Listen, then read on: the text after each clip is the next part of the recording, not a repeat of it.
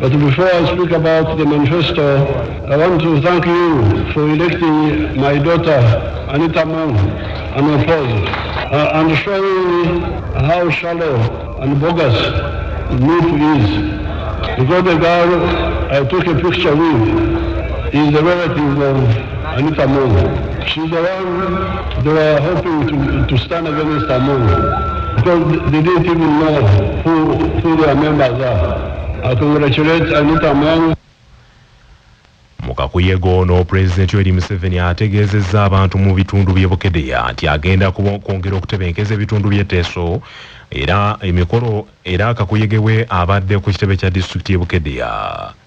Museveni asuubizza beno nti agenda kubakolera enguudo mu bitundu by'e Teso okuli olwa Ngora Kangwara, oluguudo oluva e Soroti okuyita mu Amuria Obaranga okutuuka mu Abim, ate n'oluguudo lw'e Katakwe Toroma n'endala nnyingi.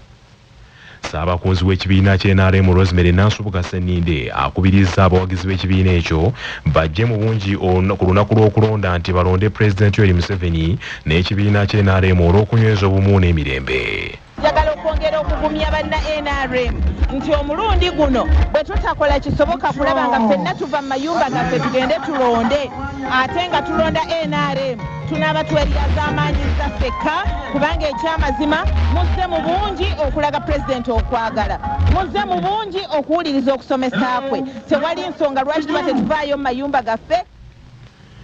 Ebyo nga biri bityo omukulembeze w'ekibiina ky'NUP Robert Kyagulanyi Ssentamu alabudde abantu mu bitundu by'enkole obutaddayo kukkiriza bannabyabufuzi okubalimba nti singa banaalonda pulezidenti afa mu kitundu kya Uganda ekirala bagenda kusigalira emabega.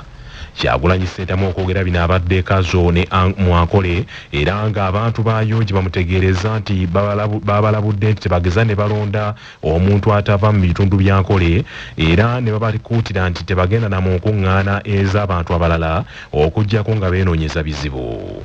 Bingi omulimu abalya nangwana bagumumuka nangwana babakanga bakagumayo nangwana babakubya ngweti government yitu kila bakubya ngweti government yitu bweno kugeri izova kuba agaje kija kubabiha kubagambe ngomuzale gwa government n'omuntu Uganda bagambe ngomuzale gwa government n'omuntu bagambe ngomuzale bw'omuntu na government n'obuhereza yo wabo lyomunyeto obuziro bw'omulumu abo kuba government ejerone kurabake.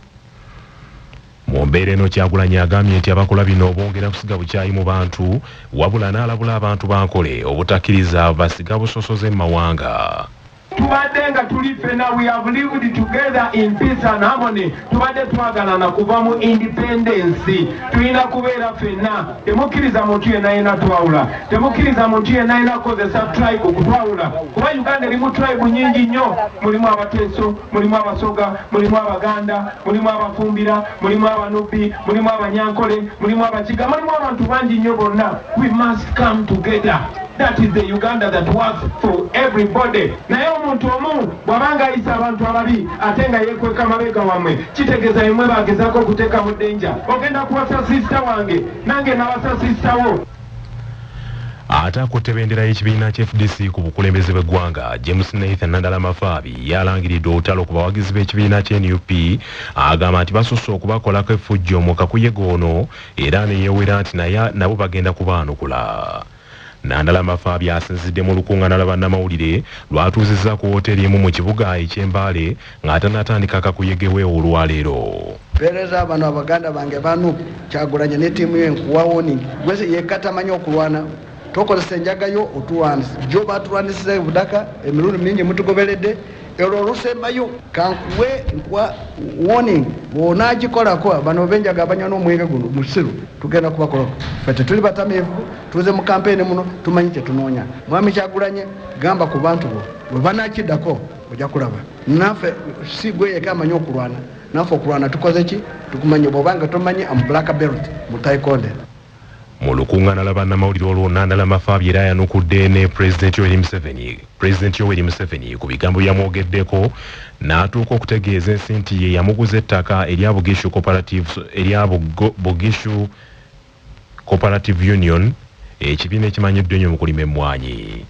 zitundanga ettaka lya BSU Museveni n'abantu be batunda ki ettaka kyobola bayaligula ne milioni 5 buli eka mu town Mbale ani yagitunda zinayingira mu BSU nga 2 May mwezi gokutano 2008 ettaka balitundanga mu 7 gokuna 2008 bali bakimanyizi ja kyobola balitunda ne speed ate balitunda ne koti ya sala ne gamba tebali bakirizibwa okukola ki n'okutunda ettaka esigini kyeliko yaliko chairman ya mwami Ochaya Nandalama Fabio olwaleero akalulu akanoonyereza mu disitulikiti y'Namisindwa ne y'Ettororo mu ngeri emu akutte bendera y'ekibiina kya National Peasants Party ku bwa Pulezidenti Robert Kasibante olwaleero alumazeeko ng'aperereza ab'e Budaka bamulonde ne yennyamira olw'abantu mu kitundu ekyo abaali balimira omuceere mu ntobazi ne bagobwamu.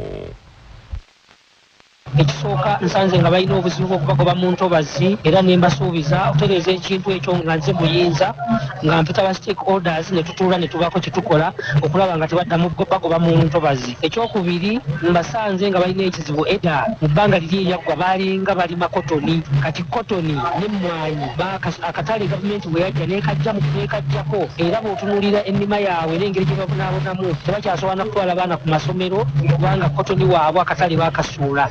Nembagamba bwenja mbuyinza ngenda kuleeta abantu baba training baddemu balime kotoni.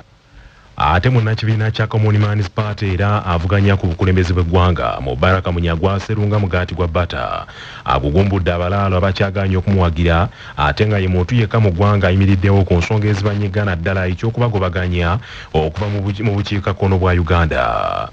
Mubaraka Munyagwa asinzidde mu lukuŋŋaana lwa bannamawulire ku ofiisi ze e Rubaga n'agamba nti ensonga z'abalaalo yazinoonyerezaako n'akizuula ng'abagobaganya mu bukyamu kubanga ettaka lye basengulako baaligula mu mateeka.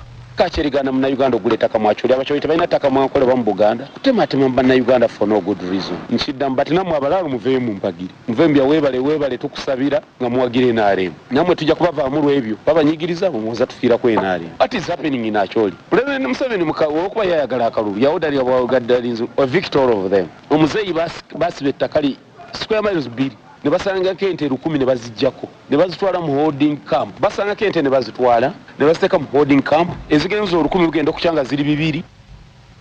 Abalaalo nga bakulembeddwamu munnamateeka waabwe Nabimanya Benon bagambye nti ettaka lino baaligula mu mateeka naye basigadde bagobaganyizibwa era kati kye beebuuza ye gavumenti obanga tekyagala muntu yenna kugula ttaka mu kitundu kyatazaalibwamu. Abantu abamu bakola exchange ng'omukyoli akuweerya ettaka gwe n'omuwaawa n'omuweereze. Kati omuganda bw'anaasituka n'agamba nti atali muganda fuluma, omusoga bw'anaasituka n'agamba atali musoga fuluma, eggwanga tulitwalawa. Gavumenti ya Uganda etegeezezza nti egudde mu lukwe olw'abannakigwanyiza abadde beefudde abasuubuzi abayonooneddwa emmaali yaabwe olw'amazzi agaabayingirira mu maduuka gaabwe ssabbiiti ewedde. Abadde baluse olukwe nga baagala okukumpanya obuyambi Pulezidenti Museveni bwe yasuubiza abasuubuzi ba Kampala. Ku Lwokutaano lwa ssabbiiti ewedde enkuba Bikoche yafudde emba mu kibuga Kampala yavaako amazzi okwanjalira amaduuka g'abasuubuzi ng'akigambibwa nti kyava ku mwala ogwa Nakivubo ogukyazimbibwa ogwalemesa amazzi okutambula era gye byaggweranga gayingiridde amaduuka g'abantu emyaliro egya wansi gyonna ne gijjula.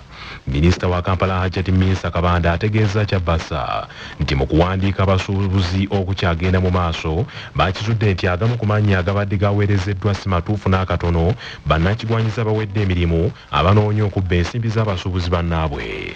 Omufuyi omuntu akomplaining agambye kyate bawandise sibe batuufu ate abatuufu mwakoze mwabaleseeyo ababapangisaako abagagga kubanga batwali wali mu Kampala bapangisa masamasa etwayagadde okuyamba ate bange nti abagagga be bawandiise ate baliko bannanyini bizinesi. Tetwagala abagagga twagala nanyini bizinesi gwe babakola ki gwe babawandiika era ekyo tugenda tutaddeko ISO tutaddeko abaana ba KCCA nabo benyini batuwadde lift naye tugenda kwongera okuverifyinga tulabe ani mutuufu ani mukyamu. Hajjati Minsa Kabanda asabye abagagga bannyini bizimbe okugira nga basonyiwa abasuubuzi bano ensimbi ez'obupangisa n'awanjagira ne banka z'ebyobusuubuzi ezawola abasuubuzi ab'ensimbi zibongereyo ku kadde. Ebyo nga bikyali bityo abamu ku bannakibiina ky'NRM okuva mu Gombola Masuuliita abakulembeddwamu yali ssentebe wa NRM mu kitundu ekyo Ssaalongo Muwada Namwanja baagala abakwate bonna abeenyigira mu mivuyo egy'okutunda omwala gw'e Nakivubo oguvuddeko abasuubuzi okufiirwa emmaali yaabwe. Saalongo Muwadda Namwanje agambye nti si kya bwenkanya gavumenti okulirira abasuubuzi abafiiriddwe maali yaabwe ng'ate abaavaako embeteze eno bayinaayina kwe kusaba pulezidenti akwate abakulembeze bonna abenyigira mu kkobaani lino.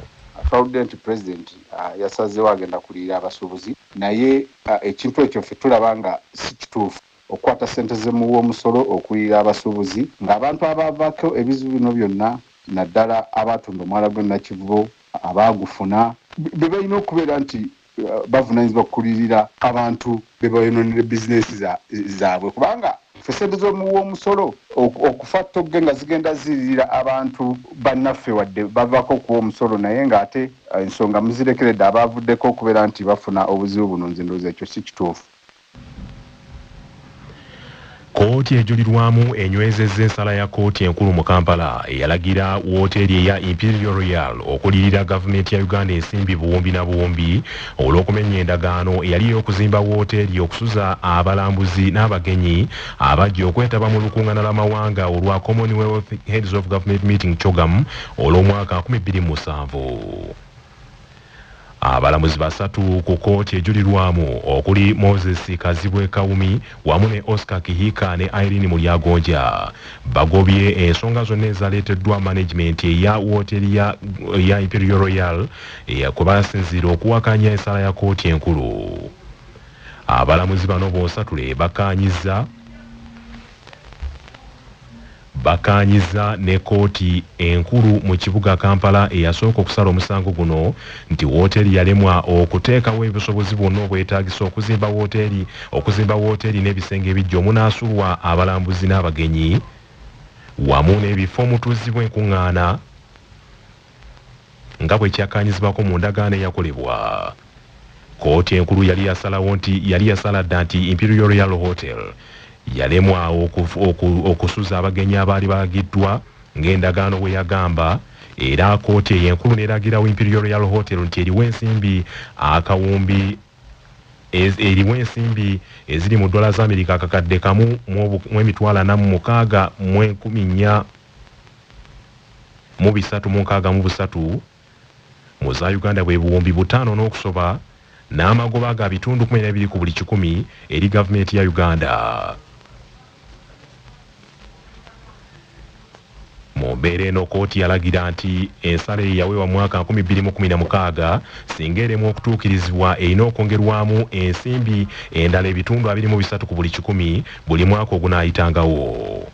Kooti enkulu era yalagira Imperial Royal Hotel eriwo ensimbi obukadde 8 n'okusoba olw'okufiiriza gavumenti obwenkanidde awo.